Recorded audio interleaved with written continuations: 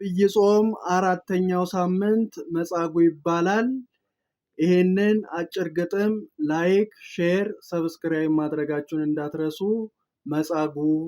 መጻጉዕ የሚባል ነበር አንድ ሕመምተኛ የሚኖር በጭንቀት የአልጋ ቁራኛ ለብዙ ዘመናት በደዌ የሚሰቃይ የአምላኩን ፈውስ የሚጠብቅ ከሰማይ በአልጋ ላይ ሆኖ የሚቃትት በብርቱ በመጠመቂያው ገንዳ ያለ በሰዓቱ በሳምንት አንድ ቀን ውሃው ሲነዋወጥ ምን ያደርጋል ታዲያ በስፍራው ቢቀመጥ ከሱ ቀድሞ ገብተው ብዙዎች ሲድኑ ፈውስም ቢሻትም አለፈበት ቀኑ በሐዘን በጭንቀት እያለ ተኝቶ የፈውሱ ጌታ ጠየቀው ወደ እርሱ መጥቶ አንተ ሰው መዳንን ትወዳለህን ብሎ ቢጠይቀው ሰው የለኝም ብሎ ለጌታው ነገረው።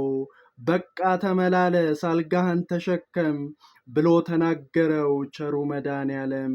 ጅማቶቹም ጸንተው በሞገስ ቆሙለት አይሁድ ቀረቡና ማን አዳነ አሉት። በሰንበት ማዳኑን በክፋት ሊከሱት አላውቀውም ብሎ መጻጉዕ መለሰ በሰላም በደስታ ሄደ ገሰገሰ።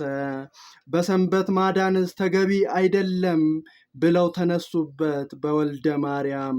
እርሱ ሆኖ ሳለ የዓለም መድኃኒት ሰውን በማዳኑ ተደገሰለት ሞት።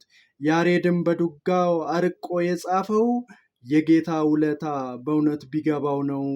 የጌታ ውለታ በእውነት ቢገባው ነው። ይህንን አጭር ግጥም ላይክ፣ ሼር፣ ሰብስክራይብ ማድረጋችሁን እንዳትረሱ።